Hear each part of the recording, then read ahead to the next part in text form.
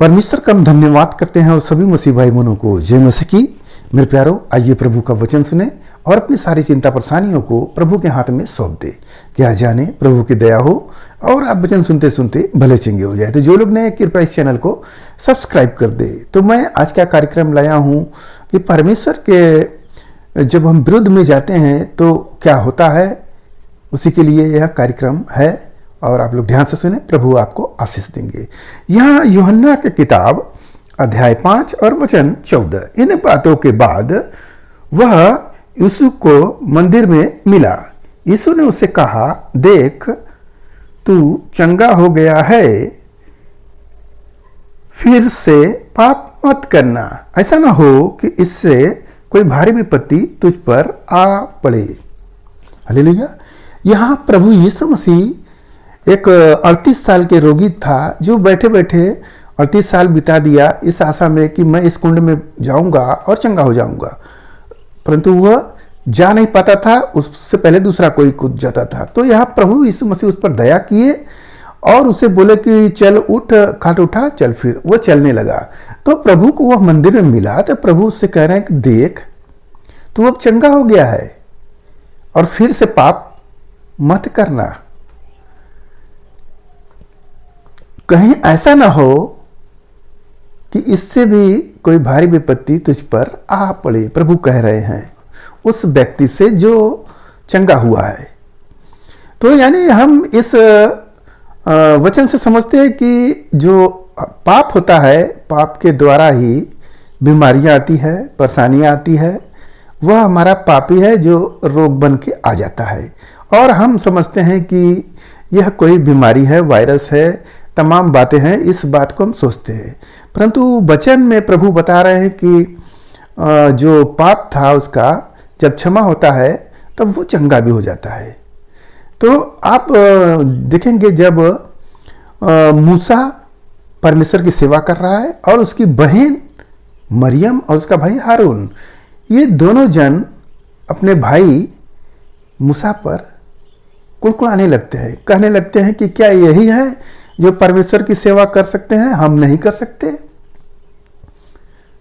और ये तो ऐसे हैं, इन्होंने शादी कर लिया दूसरी, इस तरह से उन पर ये लोग कुड़कुड़ा रहे हैं और दोष लगा रहे हैं। तो मेरे प्यारो, यहाँ पर जब आप आगे देखेंगे तो उसकी बहन जो मरियम थी जो बोल रही थी इस तरह से, तो उसके ऊपर परमेश्वर का क्रोध आता है और तुरंत उसके बाद उसका शरीर कोढ़ हो जाता है, सफ़ेद कोढ़। तब मूसा आता है, देखता है तो परमेश्वर से क्षमा मांगता है उसके लिए और परमेश्वर उस पर दया करते हैं। फिर भी 7 दिन, कोढ़ का नियम होता है कि 7 दिन बंद करो, तो 7 दिन के बाद वो बाहर निकलती है तो ठीक होती है।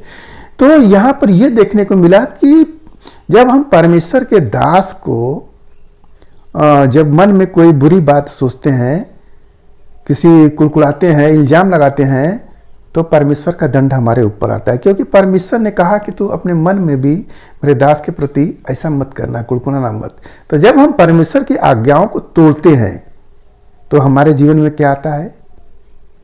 पाप, और पाप के बाद बीमारियां। तो आप आज के इस वचन से समझ गए कि प्रभु क्यों कह रहे हैं कि फिर से पाप मत करना। तो आपका पाप क्षमा हो चुका है, आप मसीह भाई बहन का पाप क्षमा हो चुका है। अब फिर से पाप मत करना, कहीं ऐसा ना हो कि इससे भी ज़्यादा विपत्ति आ पड़े। जो पहले आप परेशानी में थे तो ऐसा परेशानी आ सकता है आपके वजह से, क्योंकि परमेश्वर की आज्ञाओं को जब हम उल्लंघन करते हैं, उसको तोड़ते हैं, उनको परमेश्वर को तुच्छ जानते हैं, तो हमारे पर दंड आता है। थिस्सलुनी की किताब में अध्याय 4-7 में लिखा है कि परमेश्वर हमें अशुद्ध करने के लिए नहीं, परंतु हमें शुद्ध होने के लिए बुलाए हैं। जो इसे तुच्छ जानता है, जो उसको तुच्छ जानता है, वह परमेश्वर को ही तुच्छ जानता है, क्योंकि वह परमेश्वर जो पवित्र आत्मा हमें देता है। तो मेरे प्यारो, हमें परमेश्वर शुद्ध होने के लिए बुलाया है, न कि अशुद्ध होने के लिए। तो जब हम अशुद्ध होंगे तो बीमारियां आपके पास होंगी। इस बात से आप ध्यान कर लीजिए। मसीही जीवन जी रहे हैं तो बहुत ही साफ सफाई के साथ, मन की सफाई के साथ आपको आगे बढ़ना है, तभी प्रभु का आशीष होगा। अन्यथा आपके जीवन में पहले से भी ज़्यादा दिक्कतें आएंगी तो आप कहेंगे कि हम यीशु मसीह में आए, शुरू में प्रभु ने बड़ा सहायता किया, अब हमारे साथ प्रभु लगते हैं कि नहीं है। परंतु ऐसा नहीं है, परमेश्वर आपके साथ है, केवल आप विधियों को मानो और चलो और आशीष पालो। तो आपको जो कुछ भी लगा उस पर ध्यान करें, प्रभु आपको आशीष देंगे। आइए अपने हम प्रार्थना करें। महान परमेश्वर, माँ का धन्यवाद करते हैं इसमें राजा आज के दिन प्रभु जो ये वचन मिला, जितने सुने प्रभु उन्हें आशीष मिले, उनके घर परिवार में सुख शांति बनी रहे, सभी लोग भले चंगे रहे। मेरे राजा आज का जो वचन है पिता परमेश्वर कि फिर से पाप मत करना। मेरे राजा आज के दिन में प्रभु जो भाई ने गलती की है प्रभु, हालेलुया, उनके जीवन में जो पाप बना है पिता, हालेलुया, वो मन फिराए तो पिता उन्हें क्षमा करे और आशीष से भर दे। प्रभु आपके लोग हैं पिता, उन पर दया करे। धन्यवाद करते हैं पिता, आज का यह कार्यक्रम जो भाई ने देखे उन्हें आशीष से भर दे। धन्यवाद करते हुए प्रार्थना यीशु मसीह के नाम में, आमीन।